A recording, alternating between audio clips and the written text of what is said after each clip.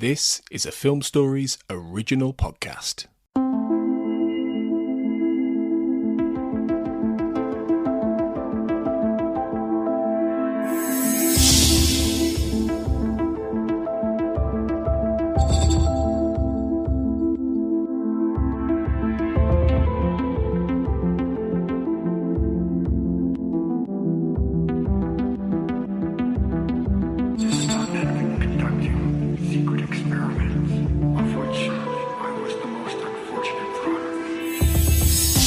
Hello and welcome to the Xcast. The truth is in here. I'm Darren Mooney, I'm filling in for Tony Black, and joining me today to discuss Piper Maru is Christopher Irish. How are you, Christopher? Good. Good to be here. Pleasure to have you on. Listeners to the show, or just general X-Files fans in general, may already be aware of Christopher's work. He runs the X-Files Lexicon, which is a wonderful online sort of repository of articles, interviews, and pieces of information generally about the X-Files primarily, but also I think you cover some of the other Chris Carter shows as well. Yep, it's actually me and Matt Allaire. We both kind of run the show, but he's been working on it for years, and he picked me up a few years ago, so we've both been plugging away at various X-Files projects and other Chris Carter related material. It's fantastic. I've used the site, for example, on some of my reviews. I went through the show episode by episode a couple of years ago, and yourselves, and along with Eat the Corn, fantastic resources. Really, really great, sort of like a peek behind the curtain, a fantastic sort of compendium of information. So it really is spectacular. Great job, guys.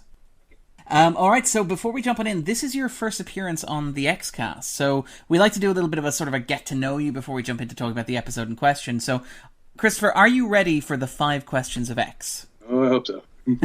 Have you done proper planning beforehand? No cramming? Yeah, I was gonna kind of wing it. I mean, I've been an X-Files fan since it was on, so perfect. I'm pretty familiar with it. Hopefully they're not too hard. The first question is, so how did you first discover the X-Files, Chris? Actually, when it was brand new, I think season 1, I mean, I was only about maybe 8 or 9, but my parents actually were watching it, and they let me watch it.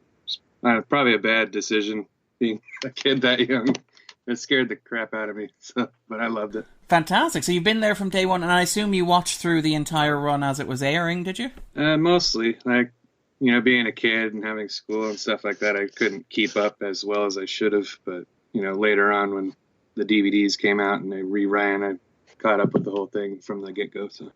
Cool. I guess it sort of leads into the second question here, which is like, you started watching at an early age, you sort of watched through, you went back, you rewatched the show on DVD, but what is your favorite episode of the show? Oh man, mine is probably the one where Scully's father passes away and she runs into the serial killer that Mulder actually put away. I mean, that was really, really good episode, I thought. That's an early first season episode. I think that's like the 13th episode. Did you watch that in the first run sort of syndication? Do you remember watching it the first time, or did you have to go back and discover it? I think that was when I went back and discovered.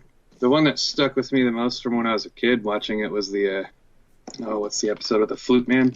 Oh, The Host, yes, with Darren Morgan in the suit. Oh. Yeah, that scarred me as a child. You're in good company anyway, based on the people that we've talked to. All right, then. So on to the next question, the third question of X, which is, what is your favorite season of the show? Oh, man, I think it's season 2, to be honest. Yeah, season 1 was a good setup, but I mean, every season 1, you have that space of time where you have to catch up and get your footing. But season 2 just felt like really... they caught on to what they were up to, and they're really growing into their own. Set up a lot of this later stories and mythology. Perfect. That's sort of fascinating, because a lot of people seem to really like season 2. It just seems to, like, is it the flow of it? Is it the just the episodes being great? Is it the advancing of it from beginning to end? What is it in particular sort of about it that grabs you? Well, it had a lot of great episodes, like Dwayne Barry, or any of the monster episodes are all also really good. So it just really kind of encapsulated the moodiness of the early X-Files. And obviously David Duchovny and Gillian Anderson were great in it. There's a lot of good writing. So, I don't know, just really fired on all cylinders for me. Perfect. All right, then on to the fourth question of X, which is, who is your favorite character on the show? Oh, honestly, like, everyone loves Mulder and Scully, obviously, but I think my favorite was always the 3 lone gunmen. I mean, that's probably not one character, but you can't really. You can't separate them out, though. Yeah, I can't really imagine a solo. I know that the 2 Lone Gunman episodes are kind of driven by buyers, but you can't really take any of the 3 out because you'd lose something. Yeah, I mean, it's a package deal. What is it about them? What sort of like what gloms onto them for you? What's the sort of what do you think it is about them that sort of speaks to you or that sort of catches your interest? I just love how geeky they are. Like when I grew up, I was always a nerd. So seeing these 3 they were a little bit of a comedy relief, but they really knew their stuff. So they served a purpose in the show, but they were also funny and they had a lot of quirkiness to them. But it's just every time they saw them on TV, it was always hilarious. Did you watch the show actually? The spin-off when it was on? I have the DVD I got recently, so I have to actually watch the whole thing. I only caught a couple of them when it was on the TV before they canceled it. Perfect. I hope you enjoy. And then finally on to the final question of X, which is like, from the entire run of the series, from beginning to end, if you had to pick a favorite moment, what moment would that be? Oh man, there's so many of them. One moment that really sticks to me is when Mulder and Scully are dealing with William when he's a newborn. They're worried about William being kidnapped, and you just have that scene where they're hugging each other with William. It's really touching. At the very end of the 8th season, the one where the camera sort of pulls back out of the room and you have the 2 of them holding each other and William. Is that the scene? Yeah, that's the one. It's a beautiful shot. That's it. I love that shot.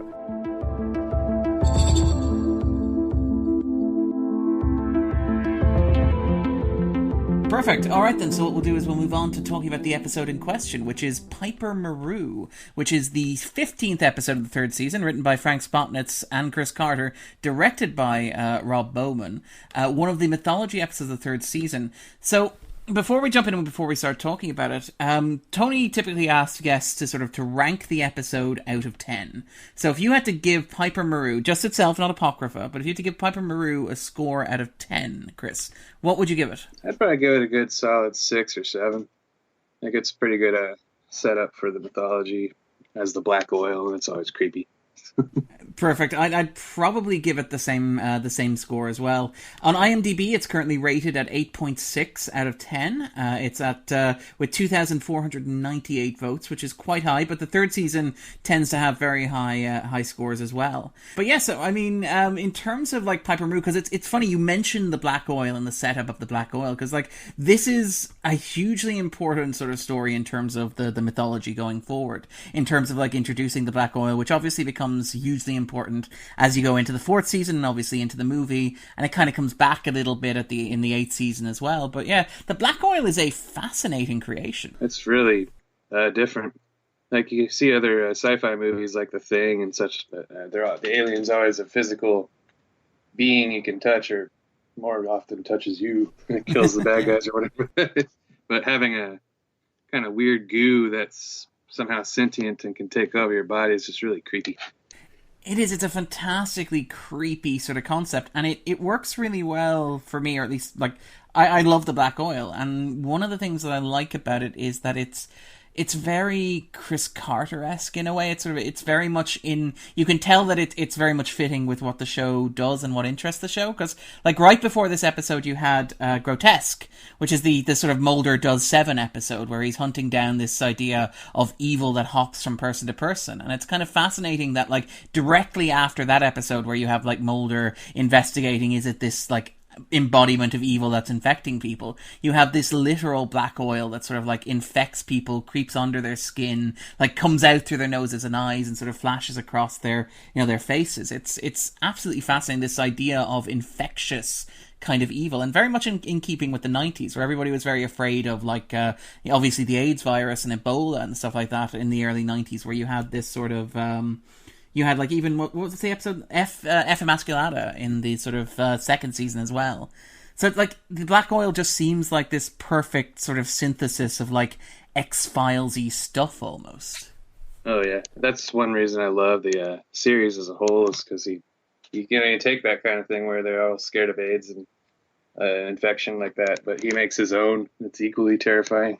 Yeah, and one of the things about the black oil is it's a little different every time that you see it. Now, I know you can sort of stitch it together, but it's like sometimes it's like it's a controlling thing. It's like a puppet master sort of thing. And then other times it becomes like this almost like, you know, the movie Alien, that's sort of like infectious, sort of impregnating force at certain points. At other points, it just makes you comatose. It's kind of, it's like, it can be almost everything, which is something I really like about it. I think that's probably because it has its own intelligence, so it might just choose what form it wants to become whenever it takes over, who, like, various people. Like, even in the episode, I think that different people reacted differently. Oh, and like the Frenchman didn't say anything. The Frenchman was infected with it, and he didn't do anything. Like, he was just silent. But you see the flashback with the captain. He's actively trying to control the situation. He's actively trying to direct it. Now, the Frenchman does, like, when he's dragged up, he does say, like, "Oh, I'm fine. I just got a little disoriented." I wonder watching it, like, is there a sense, like, if the black oil is controlling you, is it controlling you all the time, or is it, like, slipping into or out of? Like, does the captain... Is it that the captain thinks he's the captain, but he's being controlled, or is it the black oil is in the driver's seat the whole time? Do you think? That'd be hard to answer. Yeah. I'd assume like the black oil would probably be in the background sometimes, so they're not aware of it. Like when they pulled the Frenchman up, he didn't remember anything. So it's probably this the black oil is operating conveniently for whatever the situation called for, I think. All right, so let's sort of talk through Piper Maru just a little bit, which is the first part of a two-parter. It aired on February 9th, 1996, so just in time for sweeps, which is what you see with the mythology episodes, where the guys seem to understand that when they were releasing these episodes that they were big sort of blockbuster television. It was like, gather around, you know, every November and February, and we'll show these sort of episodes, which are like big blockbustery stories. And I mean, this even opens with like this, it's on a French salvage vessel in the middle of the Pacific Ocean, which while not being quite like Mulder and Scully, like being chased to the end of the earth like in Colony and Endgame, it's still very much like an international sort of man of mystery, sort of like globalization thing going on. And I mean, the episode itself, later on, they go to Hong Kong and stuff like that, but it's got this impressive international sort of scale from the get-go, where you have this French salvage vessel sort of in the Pacific, where a member goes underwater, discovers a crashed ship, a sunken fighter plane from World War II, and inside you have that wonderful shot of like a guy alive in the cabin, in the cockpit, with his eyes sort of glazing over. It's a striking image, isn't it? Oh yeah, that was very creepy. Like, I already don't like deep water, so that would really touch up for me. All those fears. Imagine being stranded under there for, like, God knows how long. I think this is actually, because Carter's talked about, like, the writing of the episode, or the origin of the episode, and he actually describes, and it's one of those great writerly things, where it's like, you know, how did you come up with this story? And it's like, apparently that was one of the images that sort of spurred him on, was the image of, like, this fighter pilot underwater who'd been kept alive since World War II, just at the bottom of the Pacific Ocean. Because it's something very imaginative and very weird, and it immediately catches your attention. And it's kind of, it's striking that the episode, the teaser doesn't, like, cut there, because that would be a wonderfully effective point. But it sort of continues on until Gauthier is sort of returned to the surface, and you see them sort of take off the mask, and then his eyes glass over. It's a really good introduction. The whole, when he finds the guy in the ship and the people on the boat, like, it fuzzes out so they don't get to see it. There's just... really good, really effective. So anyway, so we jump from that until after the credits, and we get this sort of this nice little scene where Scully's visiting, like, the FBI, well, not where she's visiting, but where she's in the FBI headquarters coming into work in the morning, and sort of Skinner calls her into the office to tell her that, like, the investigation into her sister's murder, which happened back at the start of the season at the end of The Blessing Way, has been sort of suspended, which is a nice little scene, I think. Yeah, really kind of, like, Skinner's a hard one to peg in the first few seasons, because he's also, like, he obviously wants to help Mulder and Scully, but he's also subject to superiors and other things. So it's really kind of hard to watch them dance between can they trust him or not. Oh yeah, definitely. I mean, this is a very important Skinner episode for reasons that I suspect that we'll get to later on. But there's one of the things I really like about, and it's the third season in general, but it's this two-parter sort of in particular, is the sense of, like, weird continuity threads sort of dangling, where there's a sense that, like, actions have consequences and, like, long-term effects. And so much of the plot of, like, Piper Maru and Apocrypha is driven by the details or the finer points of what has happened before, like the dangling plot threads. Like, so for example, like the scene with Skinner talking to Scully about the, you know, the closing of the cold case on her sister's murder is one example. But there's also, the fact that the plot is driven by the French were actually sneaking around where they discovered the submarine, in inverted commas, from, Nicene 731, or the fact that the DAT tape comes into play later on in the episode with Krychek in Hong Kong, which is a payoff of, like, the end of Paperclip. There's a lot of really, really good sort of clever finessing of, like, little bits of continuity in this episode or in this two-parter, which I think is fascinating. Yeah, it's really cool. Like, the way they structured not only the episodes itself, but obviously other episodes would complement the story further on, so you really have to pay attention. But it's really cool to watch it when it pays off like that. It is, and it's remarkable for, like, a 90s television show, because obviously, as we pointed out, this aired in 1996, which was, like, obviously before the modern age of serialization and, like, 10-hour movies and this sort of, like, season arcs being structured as a thing. Like, this was one of, like, the cutting-edge TV shows. This and, say, Babylon 5 or Deep Space Nine, where you had this idea that audiences would pay attention to stories that were unfolding across multiple years, and you would have episodes that dealt specifically with, like, the consequences and the fallout and the background details of other episodes. I really, really like that aspect about this two-parter, where it feels less like it's, like, pushing forward in the way that, obviously the three-parter that the Anasazi episodes were, or in the way that even, like, Nicene 731 were. This feels more like it's kind of coasting, or it's like dealing with what happened before, but, like, wrapping up details in a way that, like, many people claim the X-Files doesn't really do that much. That's kind of unfortunate, because they do that throughout, like, multiple seasons. They always call back on various things that happen. So, I mean, they do it. I guess it's just not as satisfying for some people. Yeah.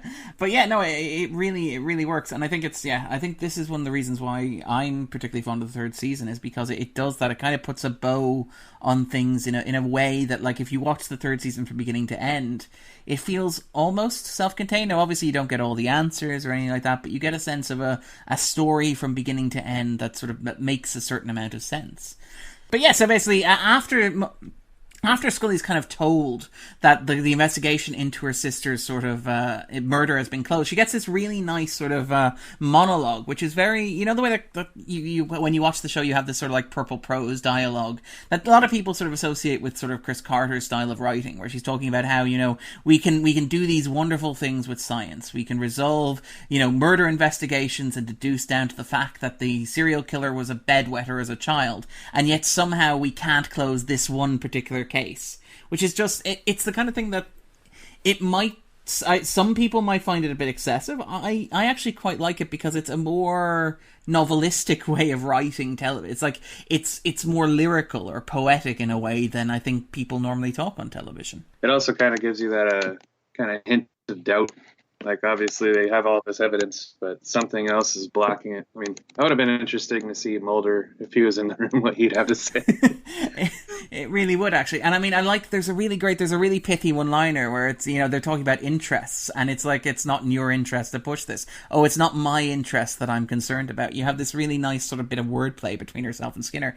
But you get this sense that, like, Skinner, you're right when you say that Skinner is, like, trying to help them, but not entirely sure how. Because you get that nice sort of conflicted vibe where he's not helping them because he has an agenda. He's helping them just because he's a decent guy, which is quite nice, Yeah, I always like Skinner. Like, he gets a bum rap in some of these episodes. Really gets beat up and kicked around. Oh, he gets a particularly bum rap in this episode, I think. Yeah. He didn't even get his order in at that point, unfortunately. But yeah, we'll jump ahead to that. But so then Scully obviously goes down and she finds Mulder in there. Mulder, being Mulder, he's a little concerned, but he doesn't necessarily push the point. He's more like, I've got this really cool thing that I discovered, and it's like, the French ship that's been doing the investigation where they found the UFO. Back in the previous two-parter, and now the crew are sort of suffering from radiation burns. Everybody except Gauthier, conveniently enough, which sort of, like, leads them along the way to figuring out that maybe he's been infected, and then obviously it's jumped from him to his wife at that point. But it's something very... There's a lot of interesting stuff going on here, because it initially, there's this sort of theme running through the third season as a whole, just about, like, almost like hidden sexual violence in terms of, like, what happened to Scully, where she was sort of taken away and she was sort of left like unable to. She was left barren basically as a result of the experiments that were run on her by the the sort of the cabal, by the sort of the syndicate. And you have this sort of like the support group of other UFO abductees who are dealing with that in the other two-parter. And even here, there's something about the black oil that always seemed very creepy and invasive in the way that it sneaks inside your body, and like at the end it sort of leaves you traumatized. When they find Gauthier, he's like covered in oil, he's got no idea what's happened, and the thing has jumped from him to his wife. And later on, at the climax of the sort of the cliffhanger episode, like Krychek is assaulted by the creature in a bathroom. There's something very wonderfully sort of creepily uncomfortable at it. And I think it's interesting that you should point out like the creature from The Thing earlier on when we were talking about stuff like the black oil and the creature from Alien as well, because there's always something distinctly unpleasant, some sort of undertone almost about how these creatures attack people, which is fascinating, which sort of like it's unsettling in a way that's more than just like the particulars of it, I think. Yeah, the way they do it's really like it's uncomfortable to even think about. Like Krychek isn't a good guy, but just seeing how he had to suffer with the oil, just you can feel for him. It's just gross. It does indeed. It's very you really sort of it's something to make you feel sorry for Krychek, which is great because Krychek becomes like this whipping boy over the course of the season, and it's remarkable because it's almost the opposite of Skinner. You're talking about how Skinner gets a hard time and all these horrible things happen to Skinner and how sorry you feel for him. But then Krychek is the flip side of that coin, where these horrible things keep happening to Krychek. And there's always a question of how bad do I feel when these things happen to Krychek? Or does he deserve them? There's sort of like nice sort of counterpoint to one another. But anyway, from there, Scully continues to visit an old friend of her father's, which is Commander Christopher Johansson. And she's inquiring about like the plane that was discovered, and she's trying to sort of dig and discover information while Mulder's off sort of pursuing the lead that will take him to Hong Kong. And it's an interesting thing that these two-parters do, and it happens quite a bit, particularly in the mythology episodes, where Mulder is sort of like goes off on his thread and Scully continues on her thread. So the two of them don't really get to do a lot of action together. They both have their own angles through which they're pursuing the case. It's kind of interesting that they do that, I think. Yeah, it really kind of ties in multiple threads. Like you have Scully's thread in this episode, but then you end up with Mulder going to Hong Kong. Like you wouldn't think. Like how do you get there? There's a moment at the end, at the end of Apocrypha where he calls her. He's like, "Oh, I'm in New York, by the way," and it's like you're wondering what Scully's processing that going. Yeah. It's like you were in Hong Kong a moment ago. What the hell's going on here? But his frequent flyer miles must be incredible. I like to think that like Mulder, if he didn't have to go undercover, if he didn't have to sort of retire and drop off the grid, he'd be kind of like was it George Clooney in Up in the Air, where he's hit that sort of like. In fact, like it's Requiem at the end of the 7th season where they have like the accountant coming in, and part of me wonders if the accountant is sitting there wondering if Mulder and Scully have just been using like the FBI travel expenses in order to try and get those 1 million air miles that'll get them air travel for life. Yeah, like where are you guys going? All the time. Missile silo, you say. Hong Kong arms deal, you say. None of this checks out whatsoever. But yeah, it's kind of, and I wonder if there's also a sense in like the 3rd season when they split Mulder and Scully up, if it's a case of like trying to keep Scully sort of relatively skeptical. As in, like, because you can have Mulder doing all this weird stuff and encountering, like, all this stuff firsthand. You can have him with the black oil or whatever. You can have him with the death squads. Whereas if there's a sense that, like, and it's more so in Nicene 731 where Scully and Mulder are sort of like, the great scene in 731 where Scully is standing on a train and she's ringing Mulder, who's on a train which is physically identical, but obviously they're both in completely different scenarios. I wonder if this was the show like trying to preserve, Scully's skepticism, because there's a lot of criticism. Obviously, I think it sort of starts around this point in the show where people are like, how can Scully still be skeptical after everything she's seen?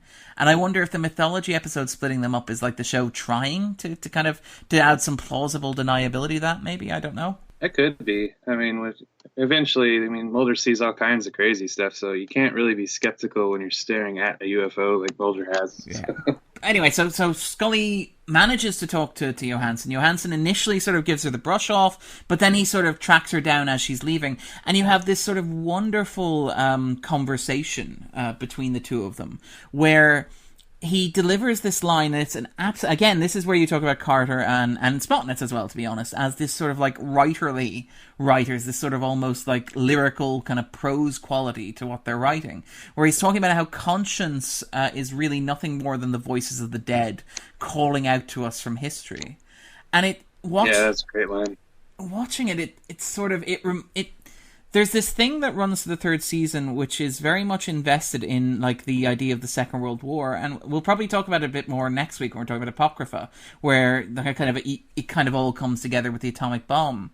But there's this thing that happens repeatedly. The X-Files, I think Carter's argued that the X-Files is about memory. It's about, like, cultural memory. It's about, like, obviously exposing the truth, but in exposing the truth, you're, like, changing the memory of the past. You're revealing what really happened and how what really happened was different from what the accepted, like, official record of it is.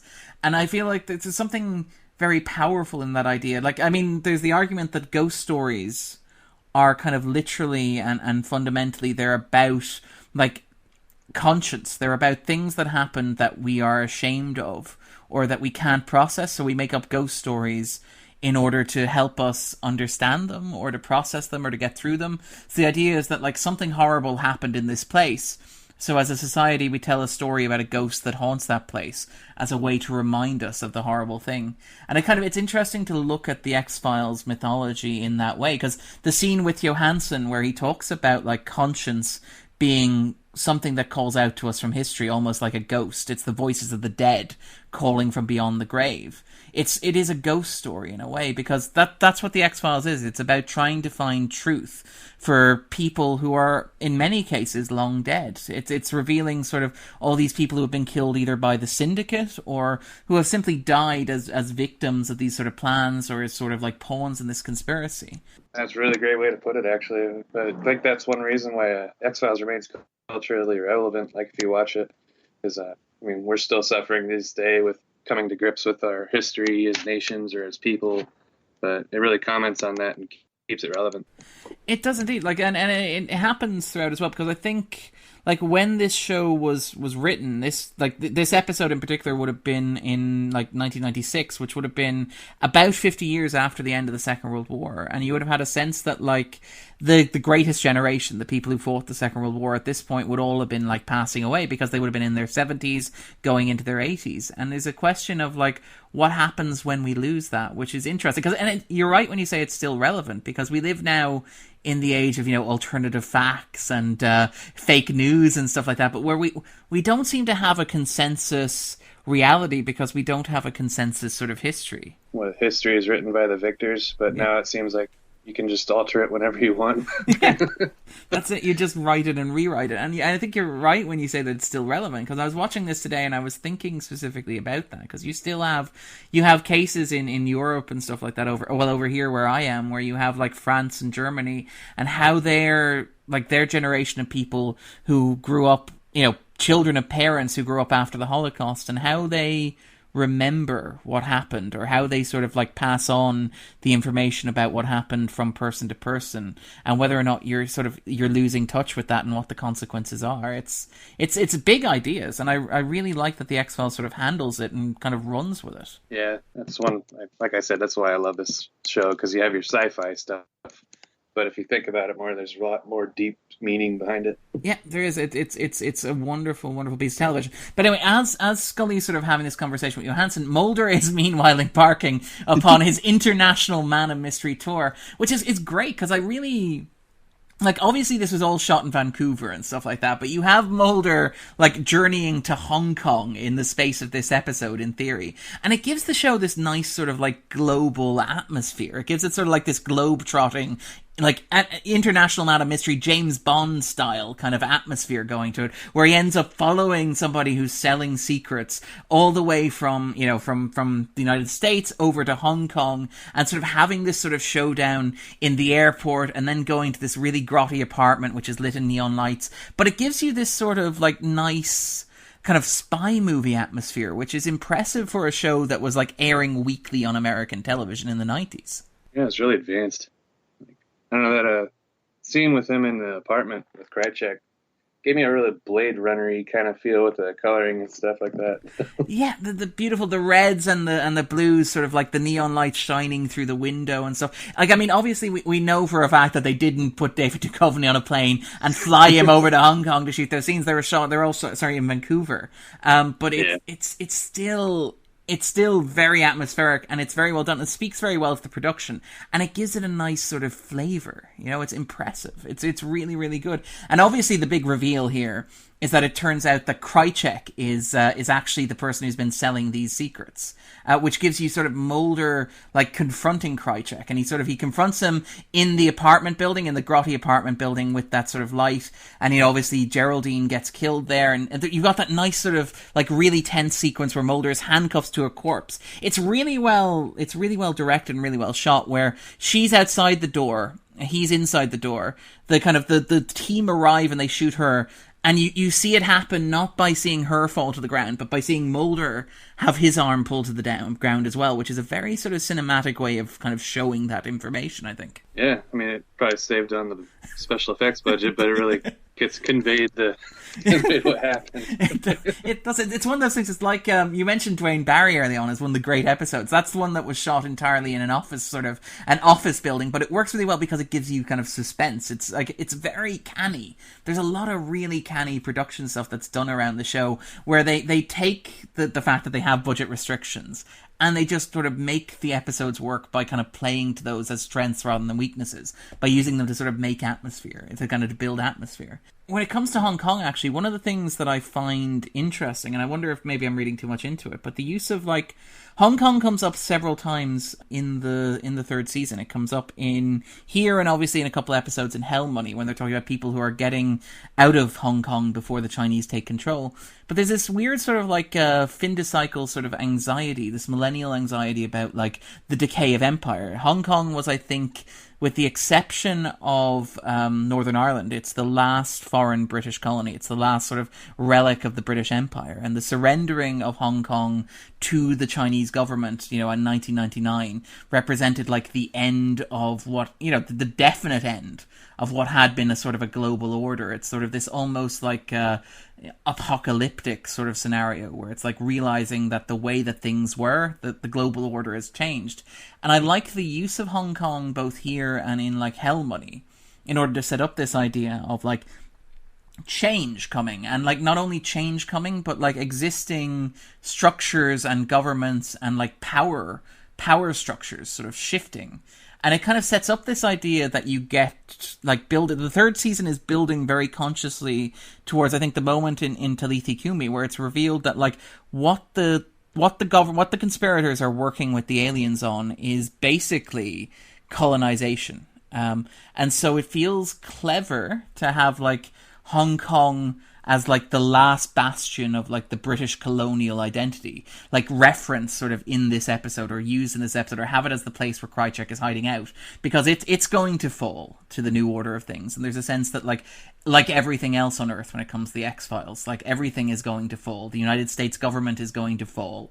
The way that we deal with borders is going to fall. The idea everybody is going to basically become like a slave or a hybrid to this like unimaginable power. And I like this idea that Hong Kong sort of foreshadows that a little bit. Yeah, I'm not sure if they actually meant that, but it is a very good observation. I mean, they're great writers, so I'd assume they did. But it's kind of great because it parallels the Syndicate's structuring of how the world's going to be, versus what the world is. I always worry if I'm reading too much into it. It also just is really cool to have Mulder go on an adventure to Hong Kong. Globe-trotting Mulder. That's it, exactly. And again, you wonder why the accountant shows up at the end of the 7th season. It's a wonder it took him that long. But anyways, this sort of builds towards the cliffhanger of the episode, or one of the cliffhangers of the episode, which is like, as we're reaching the final act, we reach a crescendo, which is like Skinner's luck just continues to get worse, where he's at the bar where we've seen him there a couple of times, but he's confronted by a member of the Syndicate, and he's basically told to look back off. back off the case here. It's like, just sort of like forget about it. People who are more important than you. I think the line is like, people who are above you have basically already done the hard work of thinking about this case and determining that there's no point in pursuing it. And Skinner being Skinner, like, he refuses to back down, which is something I like about Skinner. He's a compromised character at several points in the narrative, but he seems to always do what he thinks is right as long as he can do it, which is a nice dynamic. Yeah, I think the bummer about Skinner is the X-Files is Mulder's basement project, so obviously he's off the normal grid of FBI operations, so it's probably really foreign to Skinner, who's used to being a top supervisor running, murder investigations and fraud and stuff the FBI does. So then you throw Mulder at him and he probably doesn't know how to handle it. So that's why he has all this trouble trying to figure out what to do, because Mulder's bringing up all this insane stuff. I do wonder, like, what Skinner's other, like, 10 meetings a day are like. If it's like, oh, thank goodness, this is just a wiretap sort of situation that I'm going on. When can I get the fraud guys in? Because I don't want to have to talk about, like, alien abductions or, sort of government conspiracies. I just want to do a simple organized crime inquiry if I can. It's like you can't even predict it, because most of the time when Mulder's in there, he's either getting yelled at or he just storms in. Yeah. Yeah, there's like, I actually really like, there's several points in the show where Skinner's holding meetings and Mulder's just like, no, I am the most important person. Skinner literally has nothing to do but to listen to me ramble. And I feel, you're right when you point out that, like, it's Mulder's passion project. And obviously, like, Scully gets drawn into that just by being assigned there. But there's a sense of, like, Skinner also getting screwed by the fact that they were assigned to him. Like, it's easy to imagine another life where Skinner didn't get the X-Files. And it's sort of just like, he works a 9-to-5 day. He's pretty reliable. People think very highly of him. He's certainly never been shot in a restaurant. Yeah. Because he does. Because what happens is, and again, this is the wonderful thing about Skinner's character. It's where he tries to do the right thing. They do this thing where they set up this sort of argument at the cashier desk with Louis Cardinal. And he basically, because Skinner is a decent human being. And actually, it's a really nice scene because you wonder today, like in today's society where everybody's very, like, private and everybody's sort of boxed off and everybody's very much like, keep your eyes down and focus on what you're doing. But Skinner sees this argument that's happening at the cashier desk. He thinks that it's going to escalate even further. So he does the right thing. He stands up from his desk, he walks over, and he tries to de-escalate the situation. And for his efforts, he gets shot. Yeah, and it is interesting that that's how they approached him. Because obviously that means they knew he would stand up and say something if the shooter is attacking the waitress. So, I mean, maybe there's a level of respect even from his enemies. Yeah, I do like the idea, like, that that Skinner just sits there and sort of shakes his head and says, no, I'm not getting involved. And Cardinal's just standing there having this pointless argument that he doesn't want to have anyway. I'm wondering, like, what the meeting would have been afterwards. So I went in and I yelled for a solid 15 minutes. And he just sat there and ordered a nice breakfast. We're going to have to try this again. Yeah, I have to go back to the drawing board on this one. But yeah, so basically Skinner gets shot, which is his initiation into the world of horrible X-Files suffering. Everybody around Mulder seems to get drawn in. We talked about this, I think, I talked about this with Tony when we're doing, like, the Blessing Way, where you have this, like, initiation into the X-Files, or into the world of the X-Files, where you literally have to almost die and be reborn. And obviously, like Scully, it happens with Dwayne Barry Ascension and then back in one breath. With Mulder, it happens when he's sort of burnt alive in the boxcar and he's resurrected in, like, the Blessing Way. Later on, for example, Doggett has it in The Gift, where he's literally swallowed by a giant monster and spat back out so he can come back to life. And Skinner sort of has this rite of passage here, where he gets shot and basically murdered by the government and the syndicate, and he's sort of, like, pulled back to life. And it's like, okay, fine. You get to do, like, the secret X-Files handshake, now. It's like we do, like, it's like the only other thing you have to do is beat up Krychek, but don't worry, we'll slot you in next year for that one. That's the only other, like, X-Files initiation sort of task.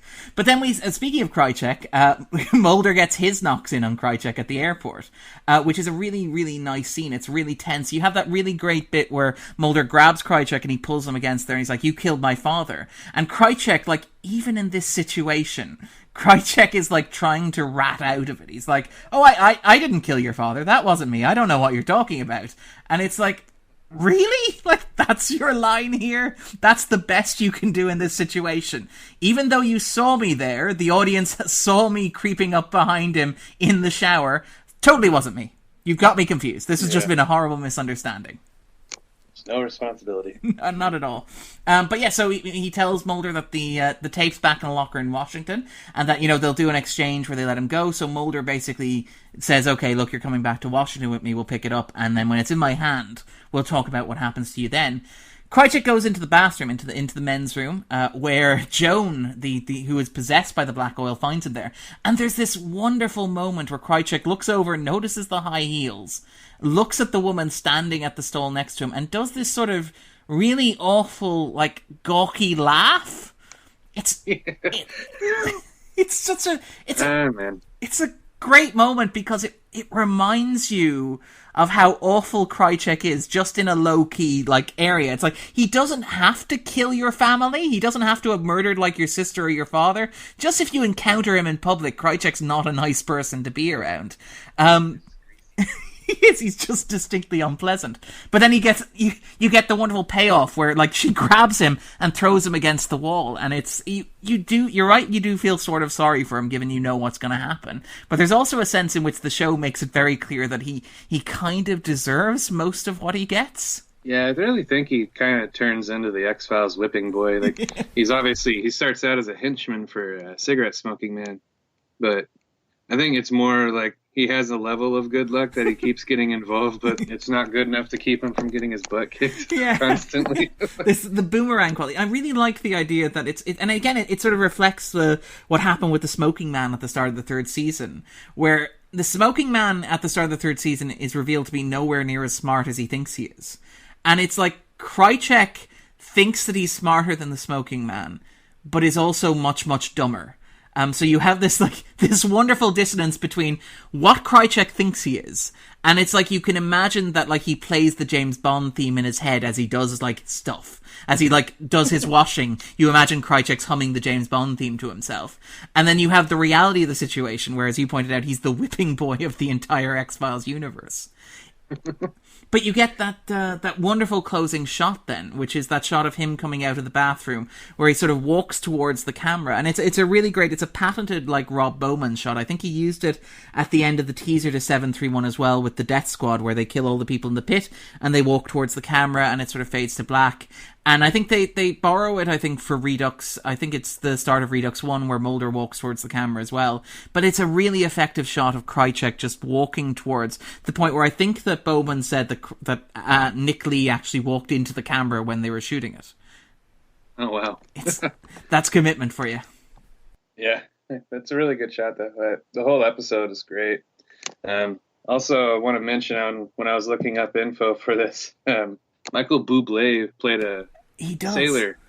That was just so trippy. Like, I kept watching the episode, and I was like, I recognize that guy. But I didn't know it was Michael Bublé. What are you doing in here? It's really great. He doesn't even have any lines. He's literally like sailor number 3. The camera pans over him. In fact, the best shot that you get of him is like it's panning from one sailor to another sailor. I think it's from the burn victim to Johansson, and it just happens to go across Bublé. It's like Bublé isn't even the focus of the shot. It's like it has to just get from one character to another, and he happens to be in the middle. It's a remarkable. And I had a similar scenario as well. I only found out he was in it, I think, 2 years ago, when he did an interview, and he was asked about it, and he was just like, yeah, it was a regular job when I was sort of like trying to break into acting. It was grand. I remember that the craft services table was very, very well staffed, and it's like, okay, that's an underwhelming I worked on the X-Files story, but I'll take it. Yeah, there's a lot of people that pop in the series, but that was a funny one for me. It's a funny one as well because, yeah, it's like you think about, like, isn't it Ryan Reynolds pops up in, I think, Swasiji as well in the third season, but at least he has lines. Yeah, they gave him something. And it's really weird because you look at how, like, Ryan Reynolds is now, where it looks like, you could grate cheese on various parts of his anatomy. And it's sort of like he's like puppy dog Ryan Reynolds when he shows up in Swasiji. It's like, oh, he's adorable. It's really cool. But yeah, Bublé's there. He looks very much like he does now, except he's not wearing a tuxedo. That's really the only difference that I could peg between him now and him then. He's not breaking into a show tune while the captain's attacking them. Yeah. I just think it's interesting when you watch throughout the episode, the black oil, like it starts out with the Frenchman. Like you see it in his eyes, and then you see it in the captain's eyes in the flashback, and you just realize like how long it's taken this stuff to even get out of the ocean. But it's just really kind of cool to me. I don't know. It's like the X-Files long game. But it is. I mean, the X-Files, like, this is like a big recurring motif on the show where they talk about, and it's like what Johansson says, which is like the conscience is the voice of the ghosts of the dead, or the voice of the dead calling out to us from history. Like, the Black Oil is like the ultimate, and we talked about it being the ultimate X-Files villain because it's the embodiment of evil that passes from person to person, which is like the basic plot of episodes like Grotesque or like Empedocles, even in the 8th season, has a similar riff as well. But here you have, it's also something that's been buried underground and has then been sort of exposed and sort of has come to the surface. And this is another like recurring X-Files motif. It's like, how often in the show do you have things that have been around since the dawn of time but are disturbed by mankind? So I think of like the family in Detour. You know, the sort of they're implied to be like conquistadors. They've been to, you know, they're older than America itself, but because people are going into the woods now knocking stuff down, they come across them. Or Anasazi, where, you know, there's an earthquake and the earthquake just happens to expose a buried train car that's been like hidden there for decades. And it's the same sort of thing here, where you have like the black oil is something that like the people thought they could forget about, that was just like thrown away and buried literally at the bottom of the ocean, but which somehow inevitably finds its way back to the surface, which is like, it's a great, it kind of gets at what I think the X-Files is not about. I don't want to say about in like a big sense, but it's one of the things the X-Files is interested in, is this idea that nothing remains buried forever. And the black oil is, you're right that it waits. It sits down there in the darkness. It doesn't die. It just waits for itself to be discovered, and then it climbs its way back, you know, out into the world. And it's like, it will wait no matter what. So the only thing, you can't bury the past, you just have to confront it. Yeah, it's very true. Yeah, it's also a very common motif, like even in Ice, that episode. I mean, it comes up a lot, but I think it really makes a good commentary on society. Like, nothing remains buried. Like, the truth is going to come out.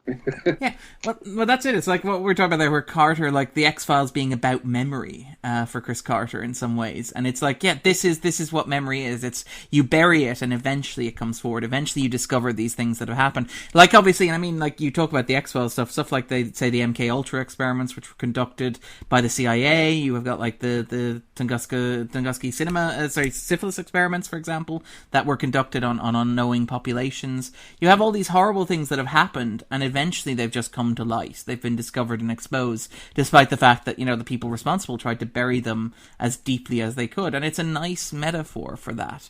And I think it sort of taps into what you can do with horror and science fiction, where you can build like allegories for things that are like universal, if that makes sense. Oh yeah, I think that's one of the great things about horror and sci-fi is if you just take it at face value, you're just like, it's a puddle of oil from alien origin, or almost any sci-fi that's good. But there's always a societal undertone that you can dig out of the good ones.